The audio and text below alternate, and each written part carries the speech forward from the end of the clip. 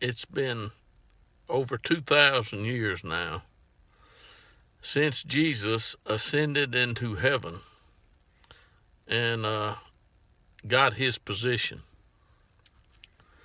Now, his position in heaven, folks, he has not taken the place of God.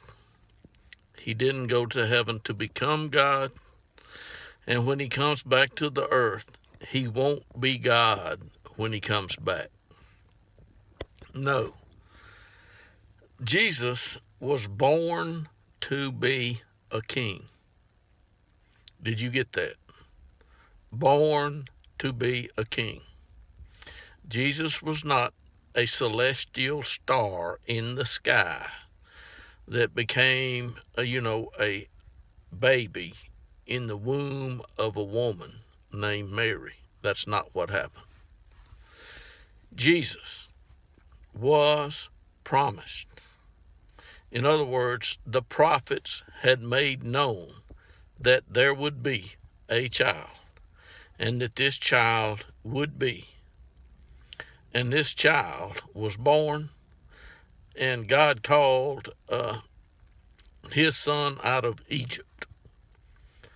Now, these people want to tell me, well, Bob, don't you know Jesus came from heaven? No, I know exactly how Jesus got here.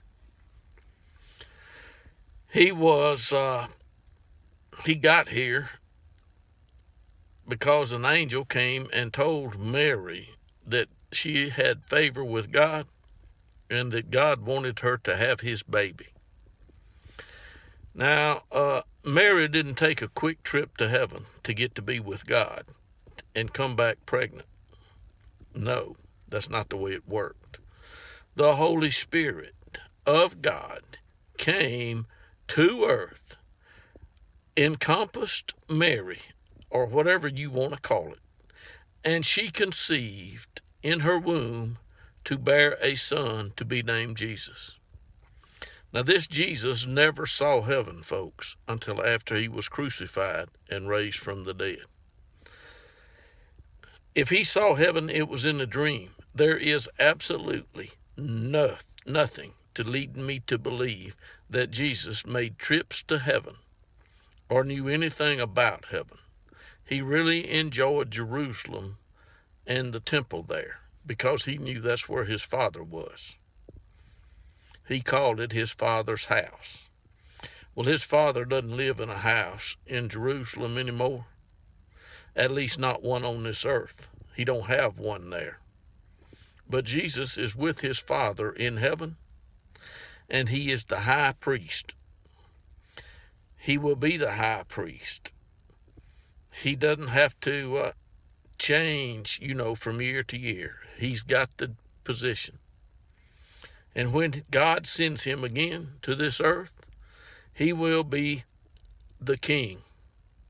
He will be the king of the Jews. It was on the whatever he was crucified on. It was made known. Jesus, King of the Jews.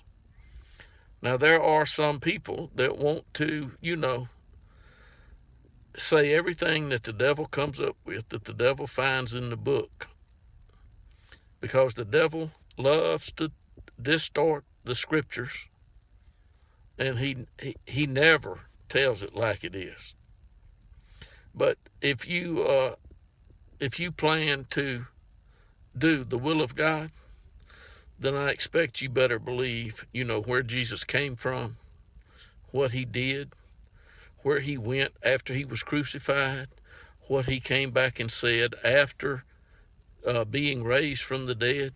I mean, you can find some of the things that he said that have been written. Yep. It's amazing to me, folks. These people are telling me that Bob McGee is being led by the devil. Bob McGee is not being led by the devil, friends. The Spirit of truth, the Holy Spirit, the Spirit of truth, is guiding me into all truth. If you have a problem with the Spirit of truth, then I'm sure you'll have a problem with me. Yeah, That's just that simple, isn't it? If you have a problem with me, you are having a problem with the Spirit of truth. Have I made that clear? That's as clear as I can make it. And the devil knows I'm telling the truth. Of course, he doesn't like it a bit. But who really cares what the devil thinks? Yeah. Who cares what the devil thinks? It's what God knows and what God says that matters. Man shall not live by bread alone, but by every word that proceeds out of the mouth of God. Yeah, God's still speaking, folks. And God's still running the show. He won't quit running the show, folks. He's got the power. That's what Jesus made known. Father is greater than all. Yeah.